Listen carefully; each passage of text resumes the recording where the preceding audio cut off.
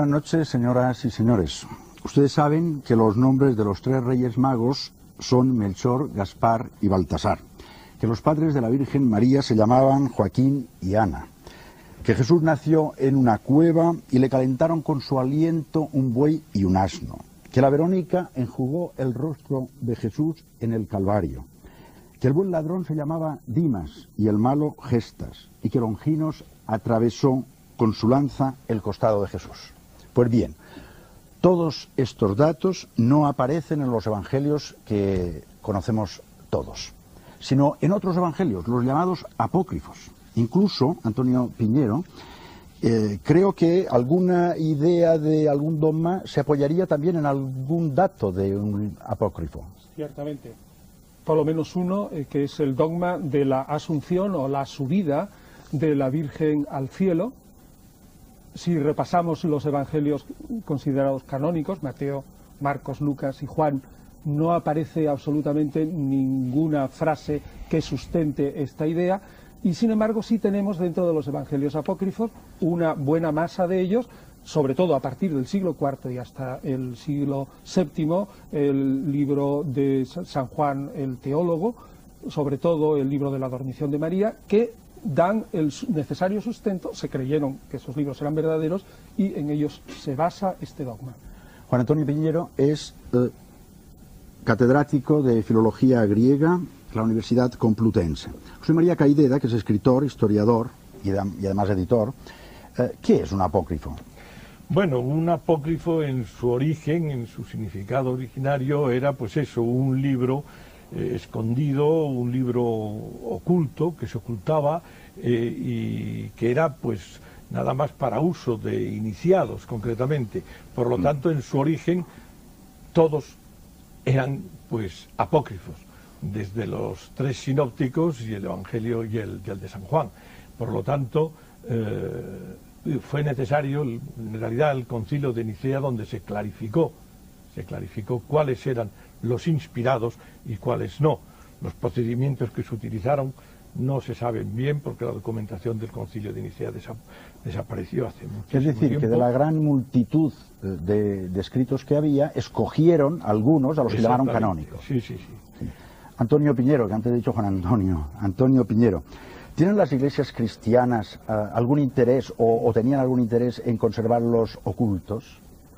Los apócrifos. Los apócrifos. Desde luego hoy ningún interés, y además si las iglesias quisieran hoy ocultarlos, pues tampoco podrían, porque los evangelios apócrifos los conocemos a través de unos manuscritos.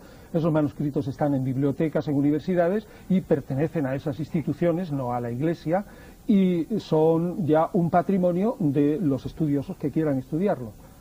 Ahora bien, en otro tiempo, en el siglo II, sí que hubo una lucha tremenda entre lo que podemos llamar la gran iglesia, la iglesia ortodoxa, y los grupos minoritarios que tenían o defendían sus propios evangelios, luego considerados apócrifos.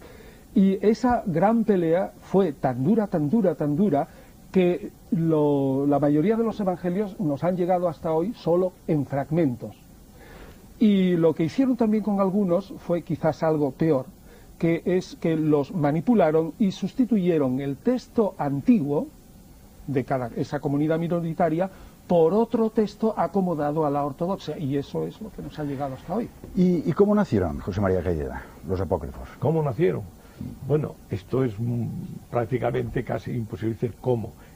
Son una serie de libros que reflejaban pues una devoción, una admiración por un personaje.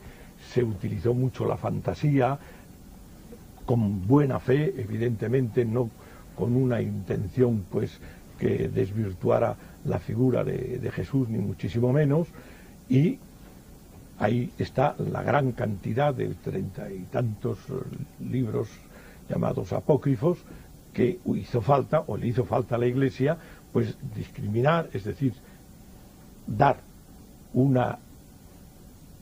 camino, una ideología que encerrara exactamente la historia de Jesús, evidentemente. En los evangelios, en estos apócrifos, trataban todos los temas que también tratan los evangelios que todos conocemos, la infancia, la vida pública, etc. Bueno, no, están... ¿O se pueden agrupar por temas? Sí, se pueden agrupar por temas, vamos, hoy día más o menos están agrupados por temas, son los evangelios de la Natividad, los evangelios de la infancia de Jesús, precisamente, pues, al menos para mí son de los más curiosos que hay, dado los relatos que sobre el niño nos cuentan, nos narran.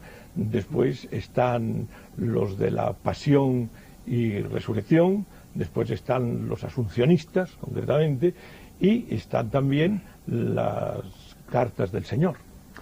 Fernando Sánchez Dragó, a un escritor le encargan que escriba una biografía de Jesús y en primera persona, que es lo que creo que te ocurrió.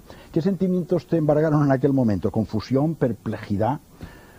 Duros, fueron sentimientos duros, confusión, perplejidad y muchas más cosas. En realidad, la crisis en la que a mí me sumió ese encargo es la historia de la novela. La novela ahora ya lleva un par de meses en la calle y ya la gente sabe que no se trata, como se pensó en un principio, de una historia apócrifa o no de Jesús, sino de la descripción del laberinto personal en el que se mete el escritor al que le piden que escriba un libro sobre Jesús. Yo había empezado a interesarme literariamente, culturalmente, espiritualmente, religiosamente mucho por Jesús cuando estaba escribiendo hace aproximadamente 20 o 22 años la historia mágica de España, y cayeron en mis manos pues 3 textos gnósticos: el Evangelio de Tomás, el Evangelio de Felipe y el llamado Evangelio de la Verdad. Y bueno, esplendorosamente, en una noche tormentosa soriana, estuve toda la noche de pie leyendo estos textos que no subaban más allá de 100 páginas, se desplegó ante mis ojos un Jesús muy distinto al que me habían relatado desde la infancia. Entonces ya me puse en marcha a buscar, a tirar del hilo, pero era una búsqueda un poco platónica. Y de repente, cuando aparece un señor, el director literario de la editorial Planeta, concretamente, don Rafael Borrás, y me encarga este libro, bueno, ya la búsqueda dejaba de ser platónica. Y entonces empiezan a sucederme pues muchísimas cosas. Yo creo que, bueno, por lo pronto, hurgar en la figura de Jesús es hurgar en nuestra infancia, porque nuestra relación con Jesús empieza, por lo menos en España, en la infancia. Y entonces es un poco como irte derechito al diván del psicoanalista. Y luego, bueno, pues yo creo que se produce un fenómeno, y esto lo he detectado en muchas personas, no solo en mí, también en mí. A todos nos han contado la historia de Jesús de pequeñito, y entonces, de la misma forma que el niño pequeño, cuando su padre o su madre le cuenta la historia de Caperucita o de Blancanieves y cambia algo, dice, no, no, papá, o no, no, mamá, no era así, quiero oírlo exactamente igual a como lo oyó la primera vez. Pues yo creo que a todos nos pasa un poco esto, y nos intranquilizan los posibles cambios que puedan darse en esa historia de Jesús. Y a mí, desde luego, me intranquilizaron mucho, y esa era una intranquilidad respecto a mí, pero también una intranquilidad respecto a los demás. ¿Quién era yo, nunca mejor dicho, para meterme al redentor de un redentor? Podía turbar a personas que estaban con un cristianismo consolidado, viviendo en paz consigo mismo, con su espiritualidad, con su religiosidad, y a lo mejor yo venía a agitar inútilmente unas aguas. Incluso ya en un determinado momento, bueno, me empezó a preocupar la posibilidad de que yo hubiera sido tentado como Jesús en el monte de la tentación, cuando le ofrecen el mundo, le ofrecen el poder. Entonces yo, que había escrito ya este libro pensando en el planeta, debido a una predicción de un astrólogo, pues me empezó a preocupar, bueno, a lo mejor todo esto del astrólogo en realidad era una tentación que me ponían delante. Y ya llegó un momento en que me di cuenta, bueno, si todo esto está pasando, y si yo estoy escribiendo el libro así, y si el libro me sale de esta forma, es porque Dios lo quiere, y entonces salí del laberinto.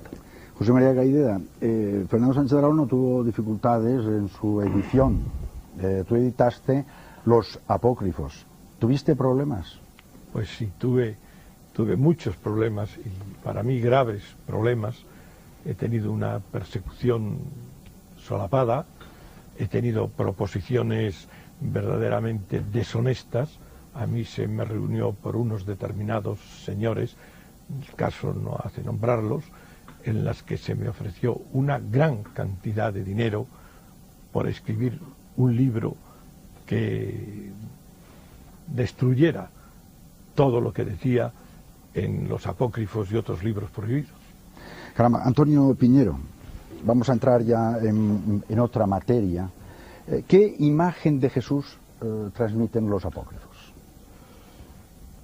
La imagen de Jesús que transmite esa literatura no es, a mí me parece en absoluto peligrosa, como decía nuestro amigo José María Caideda, que más bien sus problemas eran por sus introducciones que por el contenido de los textos, por sus notas, que más que por lo que decían los apócrifos.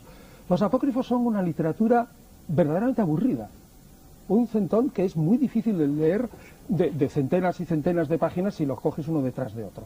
Ahora, si sabes leerlo a trozos y si escoges lo más interesante, la imagen que saca de Jesús es una imagen muy divertida. Una imagen de muchas historias, de milagros, de hazañas, de grandes pasatas. Esto es lo que te ha llevado a ti a escribir un libro casi novelado, un poco, ¿no? El otro Sí. Jesús, ¿no? Sí, exactamente esto, porque mi intención era, dado el interés que tiene la gente por estos evangelios, era entresacar de esa gran masa aquello que podía constituir una historia seguida de Jesús. Ahora, la imagen que ofrece según cada uno de los bloques de apócrifos es muy distinta. Por ejemplo, dentro de la diversión, la imagen de la infancia, pues aparece un niño que es un bergante, un criminal y un asesino en algunos momentos. ¿Qué me dices? Sí, sí, tal cual. Aparece un niño que es un poco pedante, durísimo con sus maestros, que es un milagrero porque le da la gana. Pero, sin embargo, el Jesús que aparece, por ejemplo, en los evangelios, que hay unos pocos, de la vida pública y de la pasión, pues es sumamente divertido con las historias que se cuentan de José de Arimatea. Y no digamos luego cuando interviene, por ejemplo, con lo de la Asunción de la Virgen, pues mucho más divertido todavía. O sea que hay diversas imágenes. Josep Rius Camps es profesor de la Facultad de Teología de Cataluña. Como hemos dicho, frente a los libros apócrifos están los libros canónicos, entre ellos pues Mateo, Marco, Lucas, Juan, las cartas de los apóstoles, los hechos de los apóstoles. Y tú te has centrado mucho en el estudio de los hechos de los apóstoles. ¿Por qué este interés? Pues mira, porque he descubierto que en los hechos de los apóstoles hasta ahora se habían estudiado desde el punto de vista histórico.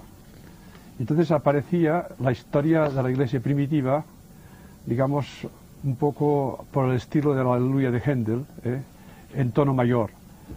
Todo lo que aparecía en el libro de los Hechos de los Apóstoles iba a misa, como se dice vulgarmente. Y en el momento que empezaba a penetrar, llevo ya muchos años dedicado a ello, y prácticamente 4 libros sobre ello, aparte de muchos artículos, pues he descubierto que lo que pretendía Lucas no era escribir una historia de la iglesia primitiva. De hecho, el título no es suyo, los títulos son muy posteriores.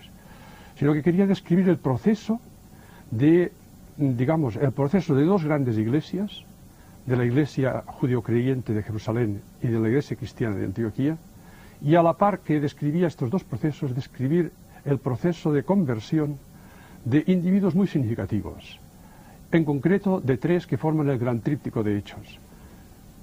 Felipe, como representante del grupo helenista, Saulo como representante del partido fariseo y de los judíos no creyentes que perseguían a la iglesia, y Pedro como representante del grupo hebreo y de los apóstoles en concreto. Entonces va siguiendo cada uno de estos 3 personajes, y cuanto más largo es el relato, más dificultades y obstáculos significa que ofrecen estos personajes para comprender el mensaje de Jesús. Es que, como ha dicho, sufrían un proceso que se agudizaba en los judíos porque los que creían en Jesús tenían que tener en cuenta todo lo que se había dicho de él en el Antiguo Testamento. Eran las profecías. Manuel Alcalá es jesuita, periodista, ha escrito, es autor de libros como El Evangelio Copto de Felipe y El Evangelio Copto de Tomás. Según estos evangelios apócrifos, ¿quién era Jesús? Bueno, primero habría que decir que estos evangelios se mueven en una órbita distinta de la señalada por el profesor Piñero.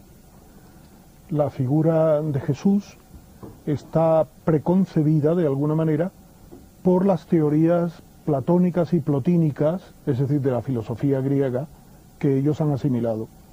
Ellos hablan de un Jesús doceta, aparente, de 2 o 3 Cristos, pero en general se podría decir que la figura de Jesús, que es muy seria, aparece como resucitado y que va a transmitir concretamente a estos amigos suyos, concretamente Tomás, que tiene una importancia enorme, un misterio, el misterio de unas palabras ocultas que traen la salvación.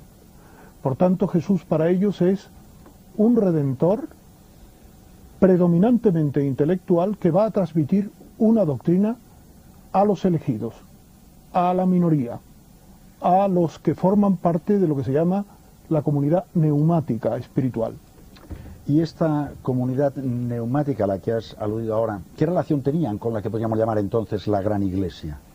La relación era muy difícil, porque ellos se consideraban como la auténtica Iglesia y creían que la Gran Iglesia, entonces no se llamaba todavía Iglesia Católica, sino más bien Gran Iglesia, pues era una comunidad que no había sido fiel a esta doctrina nueva que ellos predicaban. Entonces ellos les acusaban de hebreos. En el Evangelio copto de Felipe, por ejemplo, se les denigra diciendo que son hebreos, que los auténticos que han recibido el mensaje de Jesús son precisamente los gnósticos. Y se llaman evangelios coptos porque forman un grupo descubierto el año 1945 en Naha Hammadi, que es un pueblín cercano a Luxor, a unos 50 kilómetros de Luxor, probablemente procedentes de una biblioteca monacal. Precisamente debido a estas tensiones con la Gran Iglesia, en algunos monasterios se enseñaban estos textos como prohibidos y no se sabe cómo fueron escondidos en el talud de una montaña y descubiertos por unos beduinos árabes. Pero ellos, los de estas comunidades, estaban convencidos de que el mensaje de Jesús era el de ellos, no el de los otros, el de la Gran Iglesia. Exactamente, la Gran Iglesia era un tránsito, que la perfección del mensaje era el que ellos tenían, sí, el minoritario. Sí. Un poco al hilo de esto, Fernando Sánchez Dragó, ¿tú crees que lo que afirmas en tu libro tiene validez para todo el mundo o solamente para ti? Hombre, yo, en la medida en que he escrito un libro y lo he publicado, pretendo que tenga validez, si no total, al menos parcial, para todo el mundo. Yo diría que hay dos actitudes posibles, me estoy refiriendo a los creyentes, me estoy refiriendo a las personas religiosas ante mi libro. Aquellos que se interesan por la vía esotérica hacia Dios, bueno, indudablemente, pues yo creo que mi libro les puede aportar cosas, o si no aporta cosas, en cualquier caso, sintonizarán con él.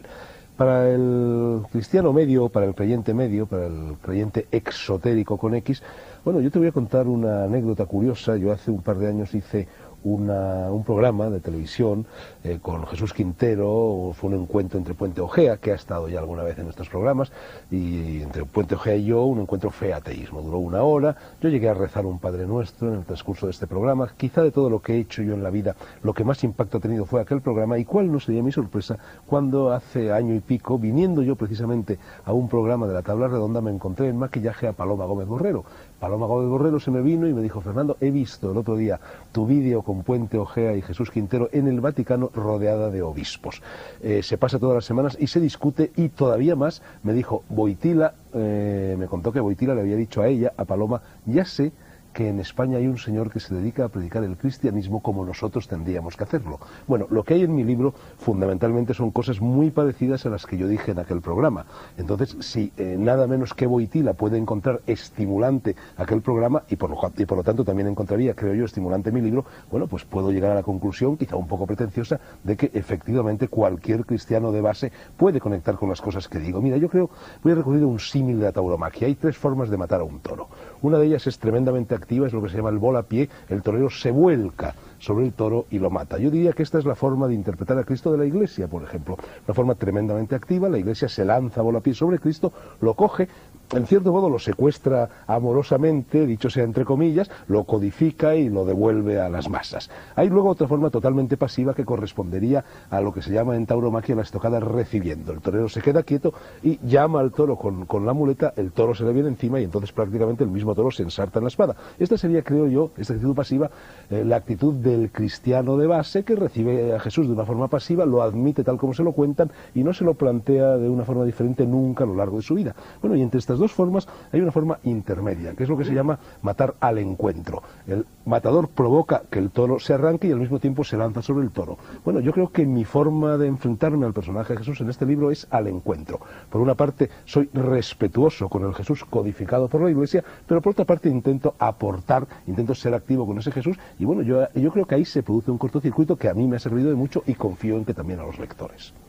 Bueno, pues con los símiles andamos y cada uno que se sitúe donde le parezca. Josep Rius Camps, concretamente la persona de Jesús, como estudioso de ese tema durante tantos años y sobre todo desde los hechos, ¿qué es lo más fundamental en la vida, en Jesús, en su persona? Mira, a mí me ha ocurrido estamos hablando de anécdotas casi hoy, que después de estudiar la teología 3 veces, primero en el seminario, después en la Gregoriana y después en el Instituto Oriental, un buen día, por el contacto con los padres, que empecé a interesarme por los padres griegos, pues, no sé, empecé a fijarme cómo empezaban los evangelios. Me di cuenta, el evangelio más antiguo, el evangelio de Marcos, que empezaba precisamente por lo que llamamos nosotros el bautismo de Jesús en el Jordán, que por cierto, la estampa es falsa, porque en todas las fotografías, digamos así, o las estampas, está Jesús metido en el agua y el Espíritu Santo que viene sobre él. Y en cambio ningún evangelio lo sitúa allí, sino que lo sitúa una vez ya se ha bautizado cuando sale del agua. Y en concreto, Lucas me dio la pauta. Dice que cuando se puso a orar, es cuando se abrió el cielo, bajó el Espíritu Santo sobre él como una paloma, y se oyó una voz del cielo que le dijo: tú eres mi hijo, hoy yo te he engendrado. Este es el antiguo texto de Lucas. Los otros evangelistas tienen un texto ligeramente distinto. Bueno, no es que sea muy importante, pero me di cuenta que toda la experiencia de Jesús empezaba precisamente a partir de la experiencia del Espíritu que había tenido en el Jordán. Que los evangelistas hablan de 30 años, es una manera de decir, podrían ser 28 o 35, es un número redondo, pero sí que hay algo que es el Jesús de Nazaret, que era un desconocido de todo el mundo, que nadie le conocía, que ha tenido que ser presentado en público ante Israel precisamente por el Bautista, pero que la presentación de hecho no la ha hecho el Bautista, sino que la ha hecho el Espíritu Santo, de una manera que solamente se enteró Jesús y Juan Bautista. Los otros no se enteraron. Para Jesús cambió completamente su vida. Y a partir de esta experiencia creo que se debe explicar la experiencia de Jesús. Dicho lo fundamental, Manuel Alcalá, es curioso el papel que juega en los evangelios coptos la mujer, María Magdalena, por ejemplo. Sí, María Magdalena para los evangelios coptos de Felipe y de Tomás es el prototipo de mujer gnóstica, de mujer iniciada, de mujer que ha llegado a un conocimiento especial con Jesús. Es, por así decirlo, y lo dice textualmente el Evangelio de Felipe, la compañera de Jesús. Y por eso precisamente, apoyándose por otra parte en la tradición de Juan, en que pinta a María Magdalena tan cercana a Jesús, siendo la primera que obtiene la gran gracia de la revelación de la resurrección, que por otra parte es la apóstola de los apóstoles, como se va a llamar a lo largo de bastantes siglos en la Edad Media. Entonces es un prototipo que naturalmente tiene en algunas líneas hasta una interpretación erótica, como si hubiera sido la esposa de Jesús. Esto la Gran Iglesia no lo ha admitido nunca.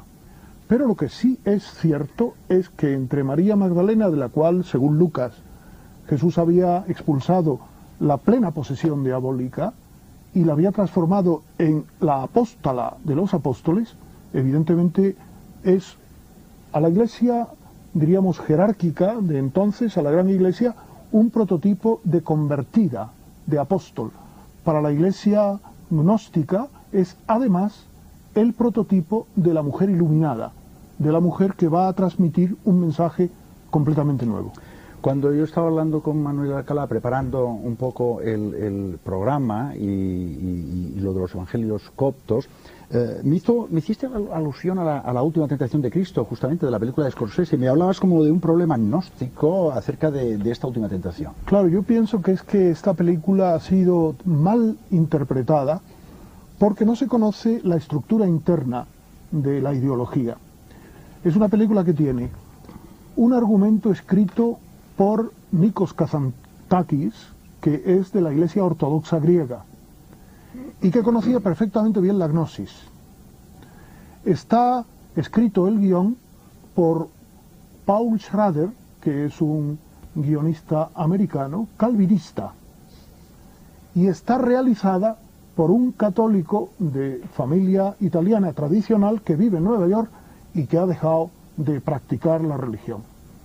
Con lo cual hay muchos fenómenos en esta película que solamente se pueden comprender bien cuando se sabe que tiene un trasfondo gnóstico. Por ejemplo, acaba de aludir el profesor Rius Camp a el bautismo de Jesús.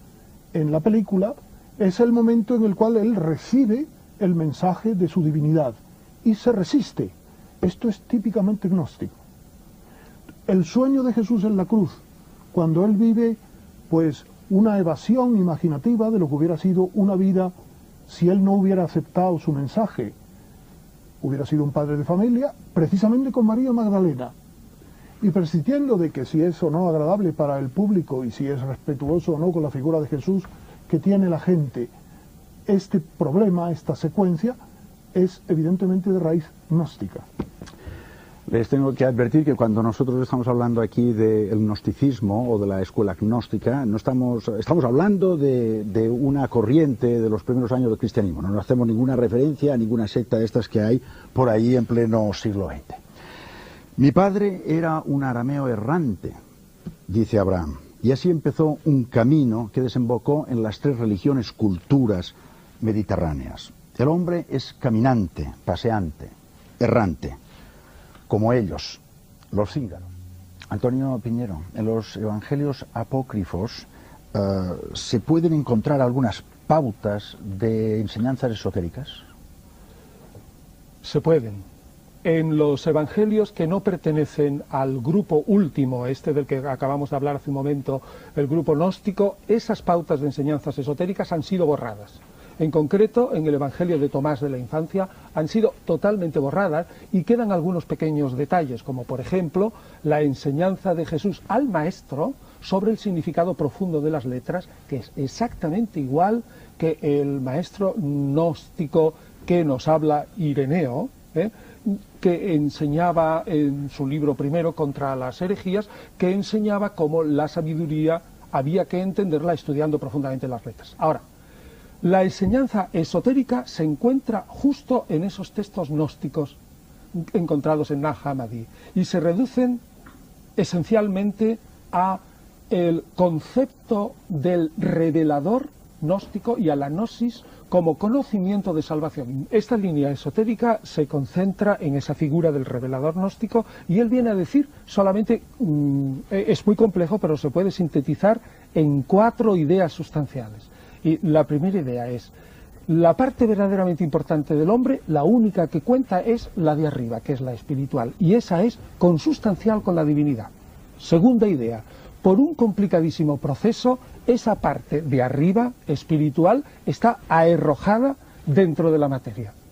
Tercera idea, es necesario que esa parte de arriba vuelva a aquella patria de donde cayó por ese complicado proceso. Y cuarta idea, desde arriba se envía a un ser celeste que baja, ilumina, enseña, da la gnosis, y gracias a esa iluminación, esa parte de arriba se salva porque le enseña quién es ella y a dónde tiene que ir. En esos 4 puntos se encierra toda la gran revelación esotérica de este otro Jesús.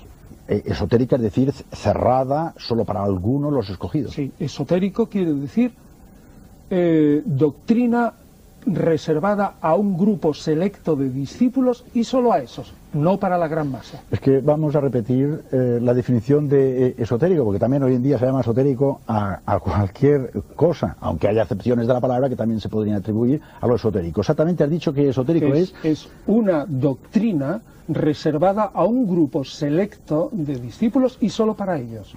Josep Preuskams, estamos hablando por tanto de una transmisión de la tradición que podríamos llamar la tradición sagrada, de una experiencia interior al fin y al cabo. ¿Cómo nos ha llegado a nosotros esa experiencia cristiana? Precisamente me parece que aquí es el punto donde, digamos, los caminos empiezan a separarse. El camino de la gran iglesia y el camino de los gnósticos que, en el fondo, durante 2 siglos y medio convivieron. No hubo nunca ninguna condenación.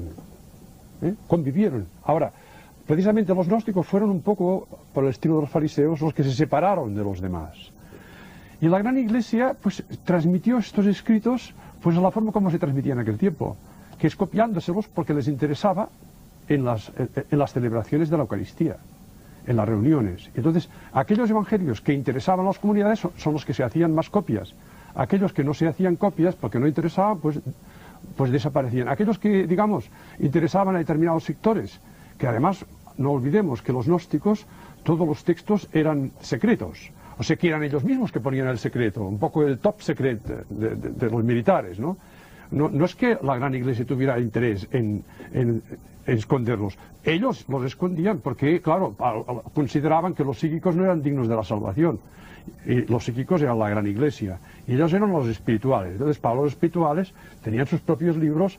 Y nosotros hemos tenido la suerte de lo de Nahamadi, de poder descubrir toda la biblioteca. Que además está muy mezclado. No todos tienen el mismo, son del mismo estilo. Pero vaya, comparado con los evangelios canónicos, que llamamos canónicos, que esto de canónico es muy posterior. Estos son los evangelios que se usaron en las primeras comunidades, sencillamente.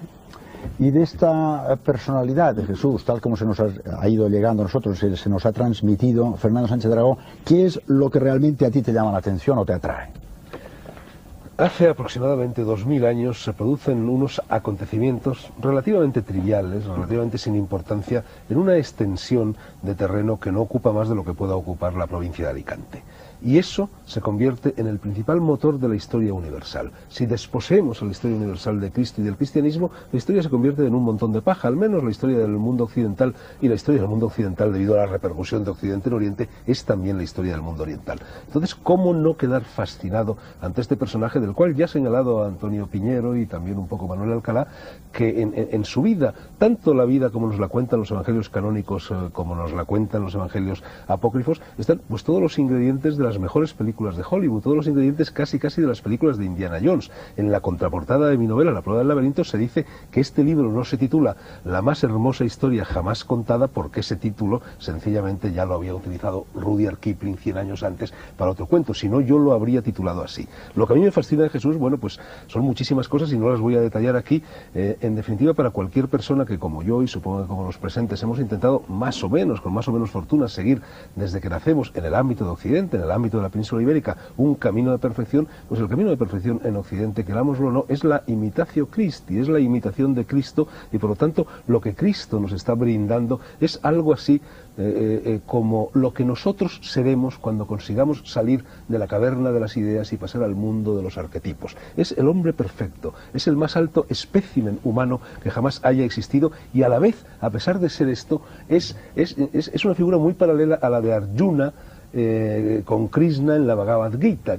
Arjuna tiene que entrar en batalla y esto le turba, tiene que enfrentarse a una serie de problemas del Valle de Lágrimas, y entonces le dice a Krishna: yo no puedo hacer esto, yo no puedo matar a mis primos, yo no puedo matar a mis hermanos. Y eso es algo muy parecido a ese diálogo que constantemente se establece entre Jesús y Dios Padre, en el cual, que es una relación conflictiva, es una relación en la cual Jesús le reprocha cosas a Dios Padre, le dice: ¿por qué me has abandonado? O se niega a aceptar su misión divina en un determinado momento. Bueno, todo esto convierte a ese personaje que pertenece al mundo de los arquetipos y no a la caverna de las ideas, lo convierte además en un hombre terriblemente humano. Esto es lo que a mí me fascina, entre otras muchas cosas del personaje. Y lo convierte en Jesucristo superstar. Fernando, lo que no podemos ignorar es que para mucha gente, o por lo menos para alguna gente, todo esto del cristianismo ha sido como un gran montaje histórico que se ha realizado a través de tanto tiempo y que sigue perdurando a pesar de todo. Ya, bueno, esto es una cuestión como para hablar 10 horas seguidas.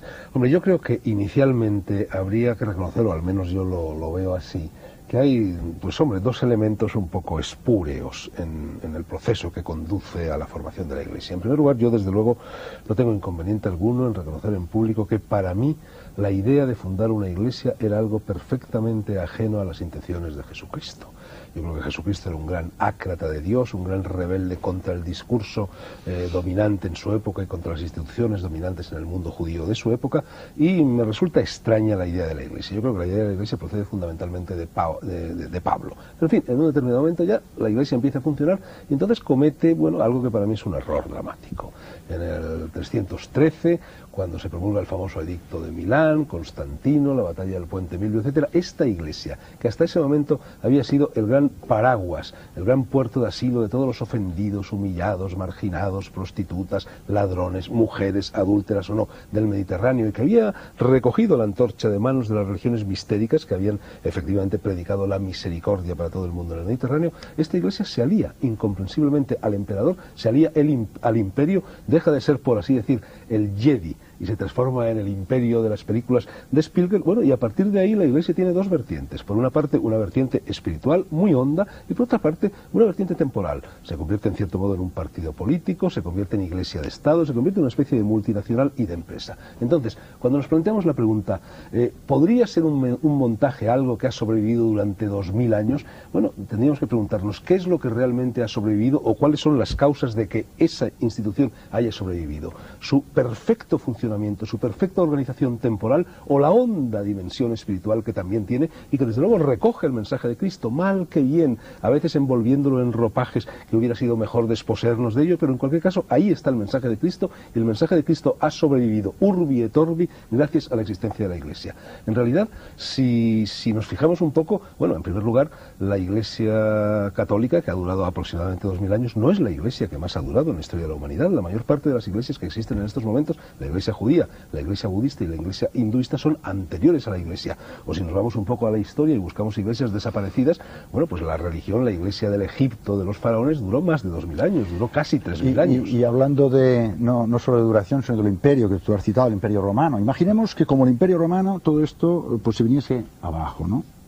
A pesar de todo, ¿qué haríamos entonces con el Cristo interior?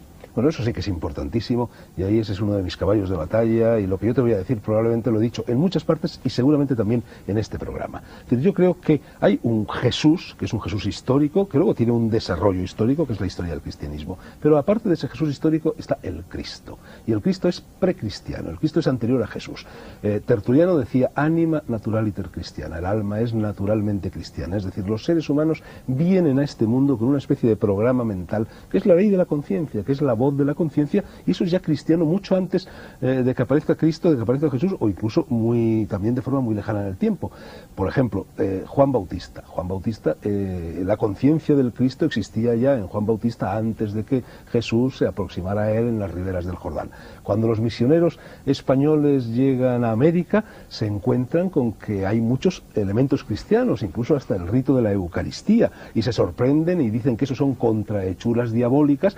Y de la misma forma los misioneros en los últimos siglos y en la época actual que van a África y se encuentran con las religiones animistas, también para ellos es muy fácil predicar el cristianismo porque los animistas son ya cristianos. Es decir, existe un Cristo de los arquetipos, un Cristo precristiano que no desaparece en modo alguno si desaparece la Iglesia. Te voy a leer únicamente esta cita de Jung en Psicología y Alquimia, que yo creo que es muy clara al respecto. Dice, la eficacia del dogma no se funda en la realidad histórica, verificada una sola vez e irrepetible, sino en su naturaleza simbólica que la convierte en expresión de un supuesto psicológico relativamente ubicuo y capaz de existir incluso sin la existencia del dogma. Hay, pues, tanto un Cristo precristiano como un Cristo no cristiano en la medida en que Cristo es un hecho de la psique que existe por sí mismo.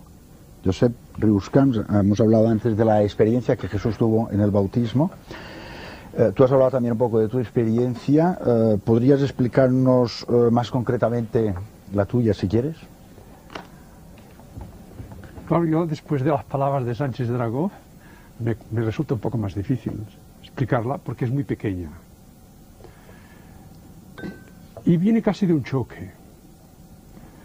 Un choque entre un momento en que, ciertamente, una iglesia comprometida con un gobierno, con el franquismo, pues en un momento determinado encierran en la prisión a una hermana mía, a un cuñado y a muchos amigos por motivos políticos. Y esto me produjo una reacción pues muy fuerte.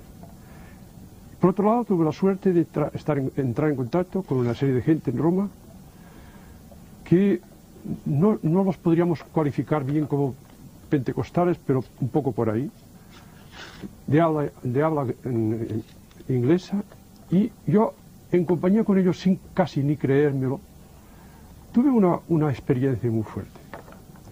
Entonces a mí todo aquello fue un revolcón. Me duró casi 2 o 3 años que estaba flotando. Hasta que me di cuenta de que no se podía vivir tampoco aquella experiencia así solamente como aquel que dice en el Monte Carmelo, sino que se tenía que bajar a la realidad histórica. Yo soy muy concreto y recuperé la realidad histórica de Jesús.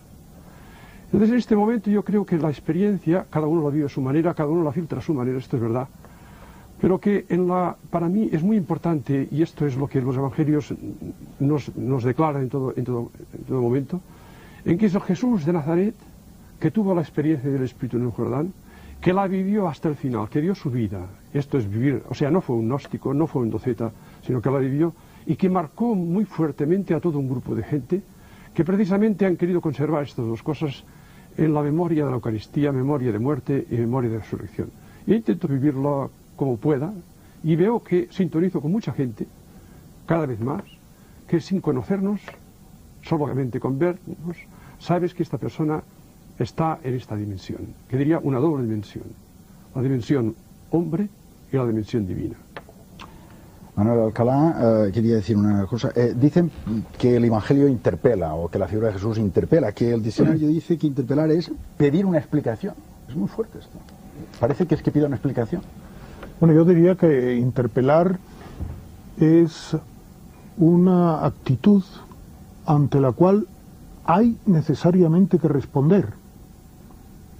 Y yo diría que Jesús es así, Jesucristo es así, porque en Jesucristo o en Jesús se reveló la benignidad de Dios. Y naturalmente, si un hombre, como ha contado Fernando en su entusiasmo, es un hombre que no solamente es ejemplar, sino que responde a un arquetipo que lleva el hombre dentro de sí, la persona humana, Rahner diría un existencial sobrenatural, está marcado por la filiación de Dios. Si además de eso es un hombre que revela una cercanía como nadie más, es evidente que una persona así es una persona, diríamos hoy en lenguaje periodístico, de opinión pública, es decir, ante él no se puede pasar sin tomar una decisión. Y naturalmente, personalmente, es lo que me ha ocurrido a mí. Si yo soy jesuita, es porque he tenido esa interpelación y he querido responder pasándose de una vida, pues, seglar a una vida de compañero. A Juan Evangelista, la experiencia interior le llevó muy lejos. Josep Rius-Camps, sin esta experiencia de la que habéis hablado hace unos minutos, vosotros, ¿se puede llegar a entender esa figura de la que hoy hemos hablado esta noche? Yo creo que no. Creo que nos quedaríamos solamente con unos niveles, o con el nivel histórico o con el nivel suprahistórico. Se podría diluir esta persona. Creo que son necesarias las dos dimensiones. Y ahí está la gran dificultad, unir las dos dimensiones. O sea, se tiene, por ejemplo, para comprender la persona de Jesús se tiene que investigar a fondo. Pero si uno no es creyente, difícilmente podrá sintonizar con lo que los textos quieren decirnos. José María Caideda, casi podríamos afirmar que Jesús es una figura metahistórica, que está como más allá de la historia. No sobre, pero sí más allá. Pues sí, yo creo firmemente que está más allá de la historia, que es una figura inquietante, totalmente inquietante, mítica o no, es igual, por todo cuanto se dice que dijo e hizo, cierto o no. Esto ya no tiene valor. Lo importante es lo que está ahí. Si no existió, merecía, de todas maneras, haber existido, a pesar de todas las pseudobiografías, de novelerías, de historias, de películas, de apropiaciones indebidas, distorsionadas y adulteradas por los intereses creados de las iglesias. En fin, yo podría afirmar, en mi opinión, que el Cristo es el personaje o la entelequia, real o no, más importante de la humanidad. Ha dicho inquietante, aparte de importante, interpelante, hemos dicho antes, una voz que grita, porque el Cristo no es solo el fundador de una iglesia, es un estado de conciencia. Buenas noches y hasta el próximo.